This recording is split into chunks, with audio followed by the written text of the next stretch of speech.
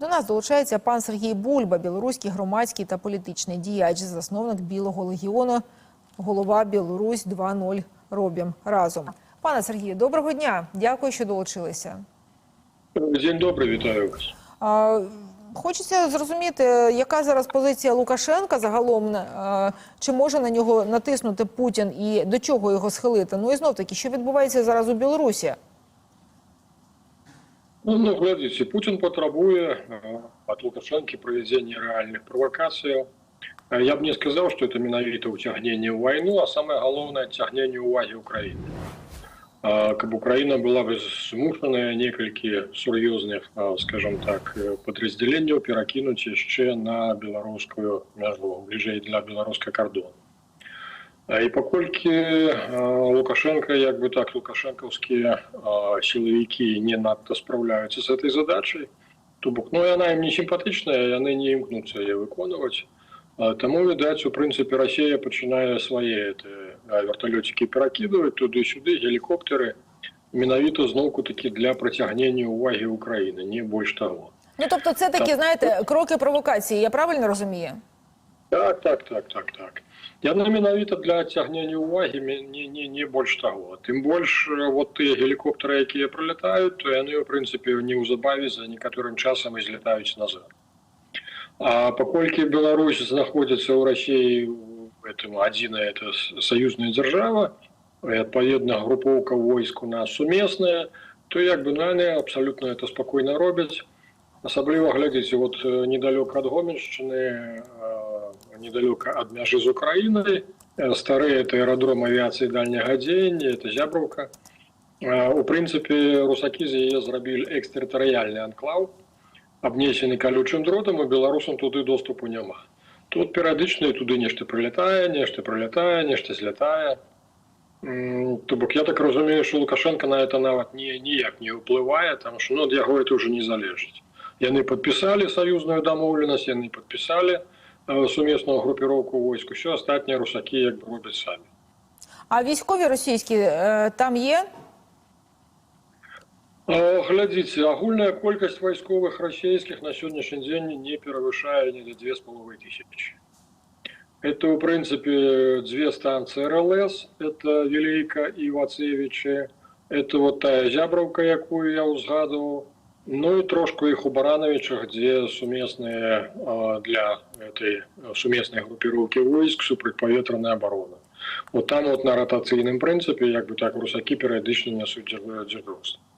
Это, в принципі, все, що маємо на сьогоднішній день. Зрозуміло.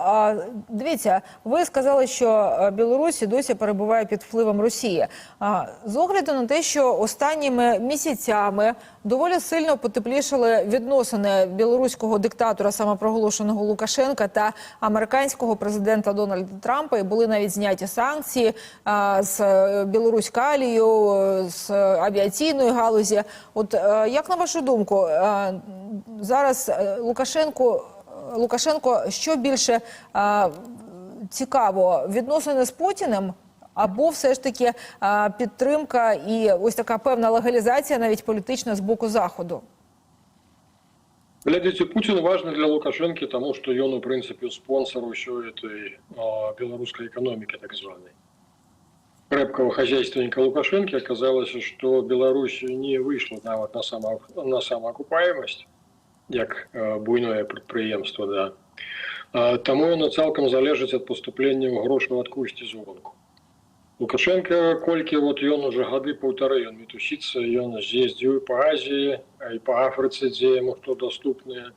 Усё это звязана з тым, што Путін перастаў выдзяляць грошы на падтрымку беларускага рэжыма. І Лукашенко вельмі, канешне, паспадзяваўся зараз на Трампа, што вот Трамп здыме санкцыі, пойдзе і калій пойдзе, і ўсё астатняе, што як бы так з'явіцца іншыя крыніцы фінансавання апроч Масквы. Натуральна, Масква ў гэтым не зацікаўлена, і яна, канешне, цераз сваю агентуру яна спрабуе як бы так заблокаваць усё это.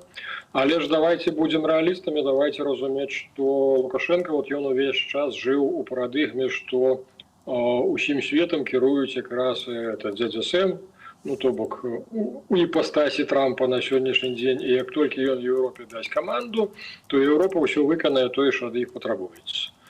А глядзіце, вот Трамп, здавалася б, зняў санкцыі з беларускіх гэтых калійных дабрываў, а Еўропа не хоча это рабіць. То бок, у прынцыпе, былі дзве опцыі для пагрузкі беларускага калія. Это Літва і это Польшча. Ну, я про Украіну, про Одесу маўчу, тому што, я так разумею, это невыканальна.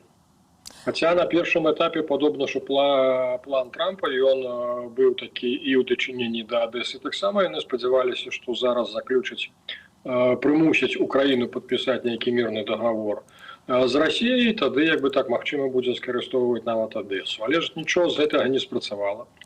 Ні Літва, ні Польшча не пагадзіліся здымаць санкцыі з Беларусі. І таму, як бы Трамп, не знаходзячы асаблівых варыянтаў, ён на сённяшні дзень прыпыніў як бы актыўнасці на беларускім накірунку. Тым больш, от ягоны пасланнік Коул, які абяцаў, што ён прыляціць летні ў сярэдзіне яшчэ мінулага месяцу, і ён не з'явіўся, таму што няма прадмету размовы на сённяшні дзень.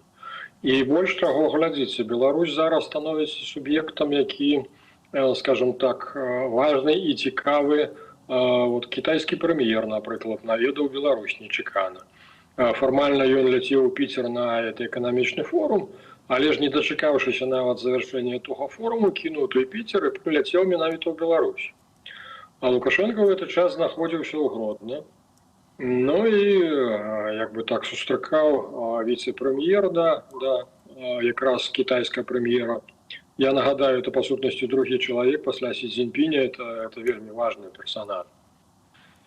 І паколькі візіт, відаць, быў непланавы, то была верагоднасць, што якраз кітайскі прэм'ер, сустрэўшыся з беларускім, як бы так павырашаўшы нейкія пытанні, накіруецца назад. Не, ён дачакаўся, пакуль Лукашенко вернецца. То бок, у Піцеру ён прабыў практычна 1,5 дні, у Беларусі ён прабыў 3 дні.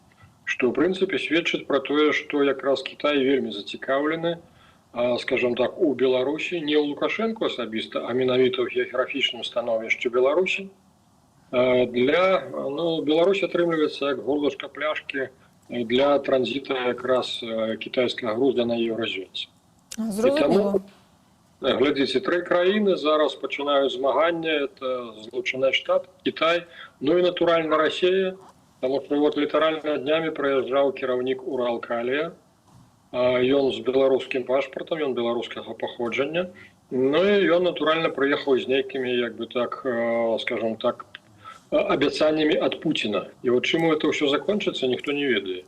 Зрозуміло, пане Сергію, на жаль, маємо завершувати. Я вам дуже дякую за деталізацію, дякую за роз'яснення. З нами на зв'язку пан Сергій Бульба, білоруський громадський та політичний діяч, засновник Білого легіону, голова Білорусь 2.0 «Робімо разом». Ну і почули, що насправді нічого такого на території Білорусі зараз не відбувається.